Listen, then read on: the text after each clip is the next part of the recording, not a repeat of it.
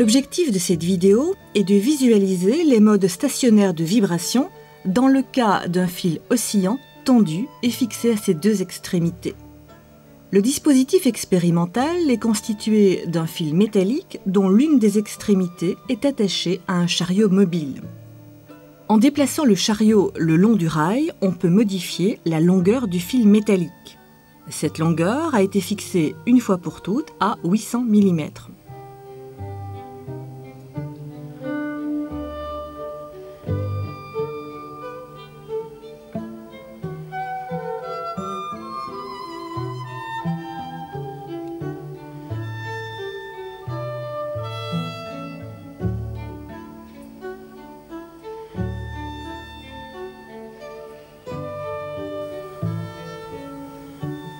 Le premier point fixe est situé au niveau du chariot.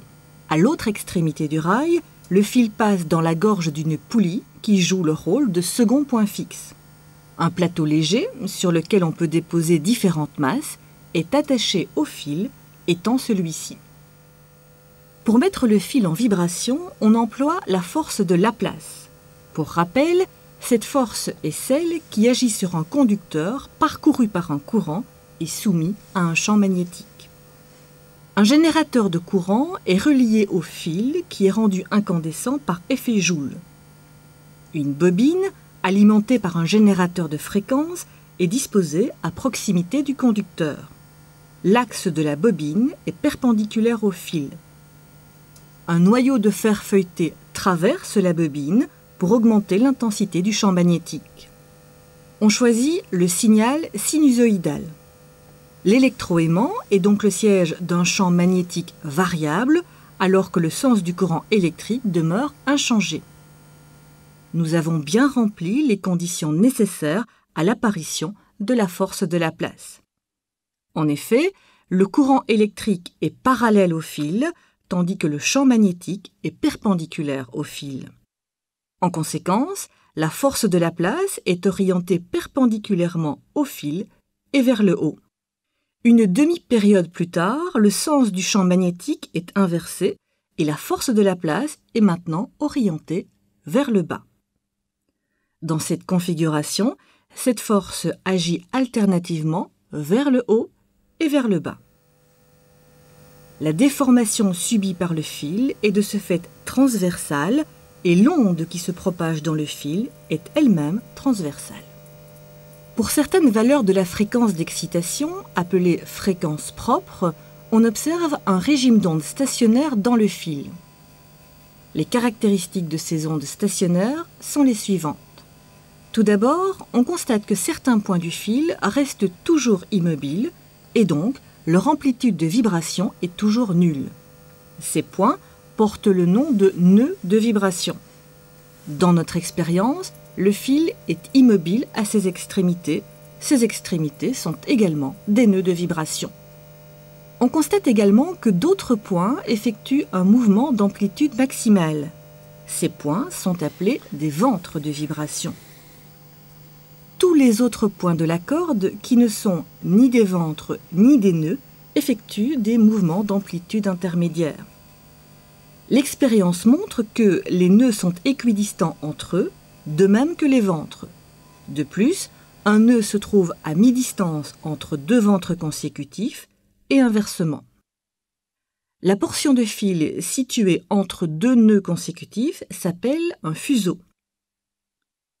Une étude approfondie du phénomène nous apprend qu'une onde stationnaire est obtenue par superposition d'une onde incidente et d'une onde réfléchie, se propageant toutes deux dans le même milieu élastique. La longueur d'un fuseau correspond toujours à une demi-longueur d'onde. Dans le cas d'un milieu élastique fixé à ses deux extrémités, la théorie indique que la longueur grand L du milieu élastique vaut toujours un nombre pair de quarts de longueur d'onde. En langage mathématique, cela se traduit par grand L égale 2K fois lambda sur 4 ou encore grand L égale K fois lambda demi. Lorsque K est égal à 1, la longueur de l'unique fuseau est égale à la longueur du fil. Le mode stationnaire correspondant s'appelle le fondamental ou la première harmonique. Étant donné la relation lambda est égale à V sur F, on trouve très facilement l'expression de la fréquence de la première harmonique. F1 est égal à V sur lambda 1 ou encore F1 est égal à V sur 2 fois grand L puisque la longueur du fil vaut exactement une demi-longueur d'onde. Lorsque K est égal à 2, la longueur du fil est égale à une longueur d'onde ou égale à la longueur de 2 fuseaux. Le mode stationnaire correspondant s'appelle la deuxième harmonique. Sa fréquence est le double de celle du fondamental. En effet, F2 est égal à V sur lambda 2, ou encore F2 est égal à V sur grand L, étant donné que la longueur du fil vaut exactement une longueur d'onde. Lorsque K est égal à 3, on parle de la troisième harmonique dont la fréquence est le triple de celle du fondamental.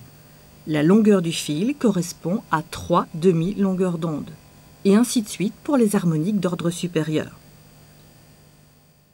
Dans le cas d'un fil fixé à une extrémité, tendu à l'autre par une force grand F et soumis à des perturbations transversales régulières, la vitesse V de propagation des ondes dans le fil est donnée par V égale racine carrée de grand F sur mu, où mu est la masse par unité de longueur du fil. Cette grandeur s'exprime en kg par mètre. On démontre facilement que mu égale 4 fois grand F sur K carré fois lambda carré fois petit f carré. En choisissant la deuxième harmonique, c'est-à-dire K égale 2, on obtient une expression plus simple, mu égale grand F sur lambda carré fois petit f carré. Les mesures donnent 0,8 mètres pour la longueur d'onde, 37 Hz pour la fréquence et 0,74 newton pour la force de tension. De la sorte, mu égale 0,74 sur 0,8 au carré fois 37 au carré, ce qui donne la valeur de 8,4 fois 10 exposant moins 4 kg par mètre. On note cette valeur mu1.